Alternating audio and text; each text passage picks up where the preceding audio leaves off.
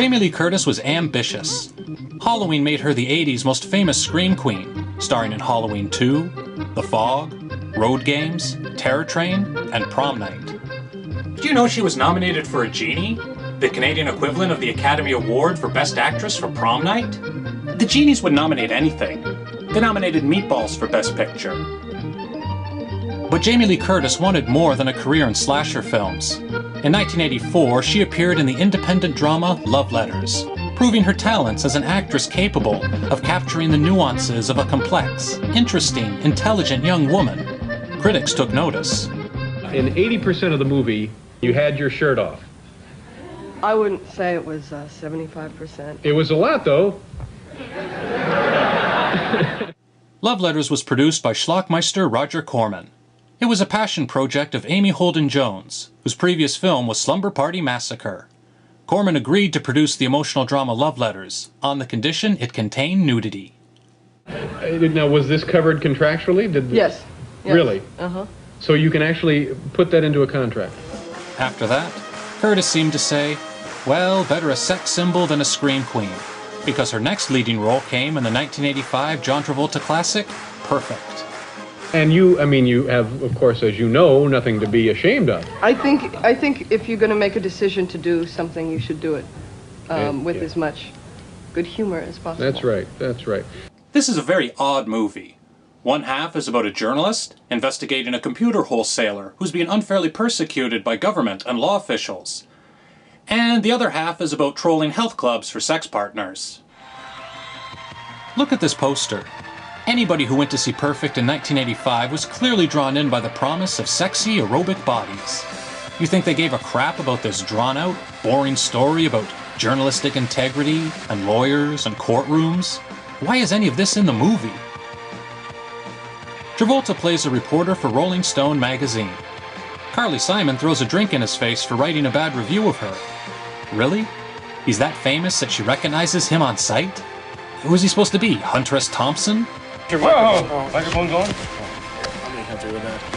Turns out Perfect was written by Aaron Latham, a real-life Rolling Stone reporter, based on articles he wrote about health clubs.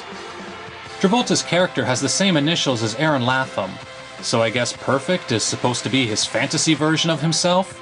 Mega famous reporter, super stud, tireless crusader for justice. Jeez, look at the fucking ego on this guy.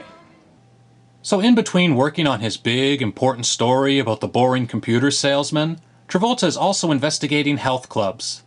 I can understand why Rolling Stone would jump at the chance to publish that, since they can include all sorts of photos of women in tight pants with their legs spread wide. Jamie Lee Curtis plays the club's most popular instructor. Her classes are always full of crowds, bouncing around, seeming to bow down and worship to her like she's the golden calf. I don't want to sound crude, but how does that little strip of fabric keep her covered? Does she have to glue it in place? Obviously, she is super attracted to Aaron Latham's fantasy version of himself, so she's showing up at his hotel room to throw herself at him. Her aggressive flirtation comes so out of the blue that at first you assume she's been sent there to spy on him by the corrupt government officials trying to imprison the businessman. But nope, nothing like that.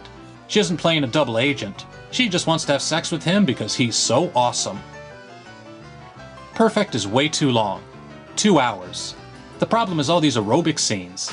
They just go on and on. For minutes on end, you have to sit there, watching Travolta thrusting his bulge in your face, while Jamie Lee Curtis pantomimes riding his baloney pony. If you don't find this a turn-on, prepare to spend large chunks of this movie bored out of your mind. Travolta's character spends most of the movie living in posh hotel suites.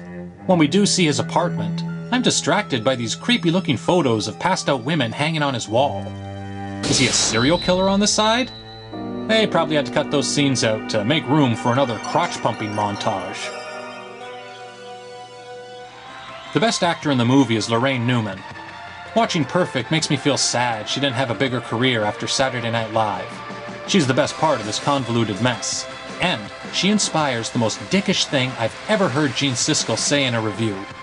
Now also at the club, John Travolta meets a pathetic character, very nicely played by Laraine Newman from the original cast of Saturday Night Live. She's put on some weight since those days. At the end of the movie, John Travolta writes a brilliant, insightful, poetic article about how health clubs are inspiring people to improve themselves physically, mentally, and spiritually. He even quotes Ralph Waldo Emerson. Has he gone crazy? This is not what he promised me. This is not looking for Mr. Goodbody. But evil Rolling Stone magazine hates what he's written, so they get some bum off the street to write a new article about what sluts Laraine Newman and Jamie Lee Curtis are. I guess I'll go and see if I can scare up a gangbang. Well, at least they can still use all those great photos. So I figure this Aaron Latham guy must have a real axe to grind with Rolling Stone. Even though they published all his articles, he still writes them into his script as an exploitive, salacious company that would change a journalist's work without their permission. Even more bizarre is that in the movie, the editor is played by Jann Wenner, the real-life founder of Rolling Stone magazine.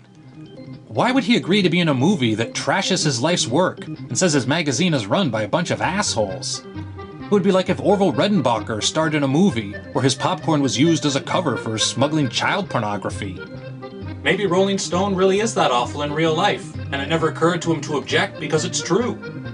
Jamie Lee, how did you get on with these talented men that surround you in this whole film? Well, because I'm totally untalented, it was very difficult. In the late 80s, Jamie Lee Curtis would change her focus once again. From scream queen to sex symbol, now a comedian, appearing in A Fish Called Wanda, and then starring in a sitcom with Richard Lewis.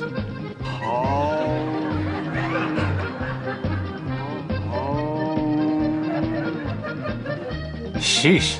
No wonder she came running when they asked her back for Halloween H2O. It's a fine movie, and you're a terrific job acting in it. Thank you. And you get to see a lot of you. Shenanigans. It's been a lot of fun, shenanigans. But now we've got to run. It's funny how the minutes seem to fly.